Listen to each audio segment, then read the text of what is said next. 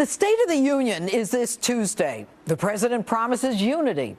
But is that even possible? With me, Fox News political analyst Juan Williams and former aide to President George Bush, Brad Blakeman.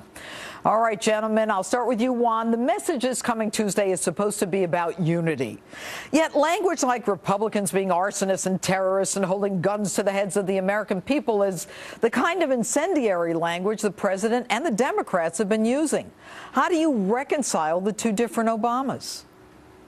I don't think that he's talking about all Republicans. I think he's talking about this caucus, especially in the House, that really did force the country to the brink. I mean, several times in terms of the debt ceiling and budget issues. But they are Republicans, Juan, right? They're Republicans. I don't think they represent all Republicans, but I'll leave that to you to make the judgment. But I think there's some Republicans who have said my way or the highway, Judge. All right, so you don't see any contradiction in the president. You saw some of the clips earlier. I'm not going to negotiate. I'm not going to negotiate. And then now it's no problem with that, Juan.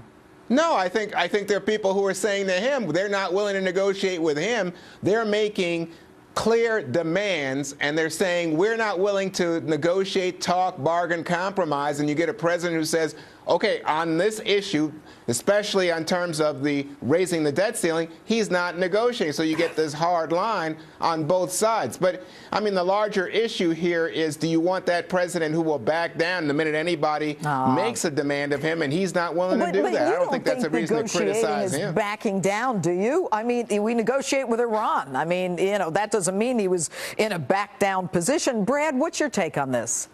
Well, the president is a bystander here in Washington. Look, the debt ceiling was agreed to by the House and the Senate when Republicans and Democrats came together. If you remember back in the end of 2013, who was it that came together? Ryan and Murray. House and Senate came together to make a budget deal. So the president's not leading here. And the president's State of the Union is going to be a war on poverty. What does that say about the 5 years of this president, that all of a sudden he's come out with a war on poverty, which in Democratic speak means get the rich. This is going to be the mantra of the State of the Union. Well, but they also say it's going to be about unity and all that. I mean, I saw some of the things that were sent out. But I'm going to go back to you, Juan. Governor Cuomo from New York this week said that people who are right to life, pro-assault weapons, and anti-gay have no place in the state of New York. Is he saying that no one can disagree with what he believes in, including the Catholic Church?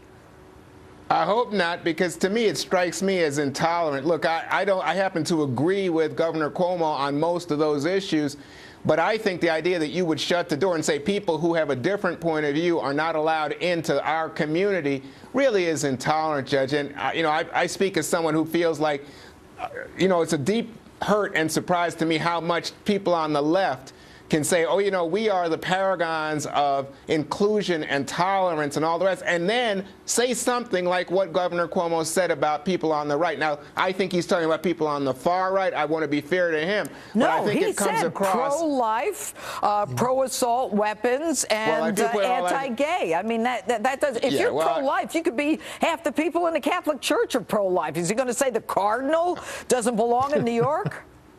Yeah, that's why I say I don't think that was a smart thing to say at all. I don't either. And, okay, so, Brad, go to you very quickly. Then you have the New York City mayor saying basically, I'm with him on that one. He's absolutely right. I guess this is a great example of the Democrats' unity message. Look, for the governor of the state of New York to come out and be that intolerant and that disrespectful, let's remember there are 20 million New Yorkers, 9 million of which live in the city of New York. But how about the rest of the state? The rest of the state, but for New York, would be a red state. So the governor is pretty much disrespecting tens of millions of New Yorkers. For what purpose? He's the governor of the state. He should be bringing people together. You know what, guys? I think we all agree. It's mean-spirited. But Juan, the president said this week in that interview in the New Yorker magazine that marijuana is less dangerous than alcohol in terms of its impact to the, I believe it's individual consumer. What do you make of that one? What does that mean? I think that's absolutely true, Judge. Ask any doctor about cirrhosis of the liver and other damage that's done to the mind by alcohol. Cancer? What about lung cancer? You have to smoke that stuff. You're kidding, right? No, I'm not. And I'm not kidding when I talk about domestic abuse, car accidents, fights in bars. I think that's much more, in my life, what I've seen, much more common with alcohol. Come on. You know, when I was a DA, here we go, Juan. I was a DA. You smoke a joint, your reflexes aren't quite as quick. You're going to get in an accident, too. I'm not saying that I don't agree with some of what you're saying, but don't use that as an example. But here's the thing. Why do you think the president said that? I mean, if you can get cancer from smoking, I don't care if it's nicotine or grass or whatever, esophageal problems, etc. Why is he saying this?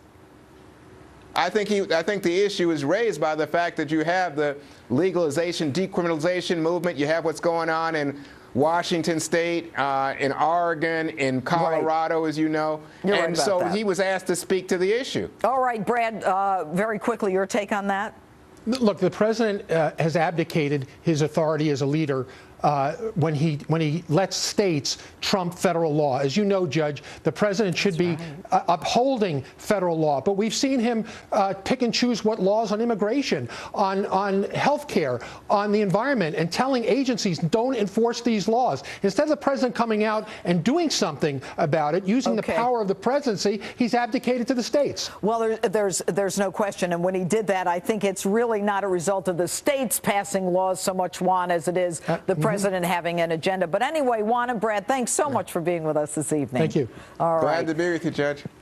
Coming up, terror taking over the Olympics in Russia. Why is the State Department telling Team USA not to show their national pride? That's next.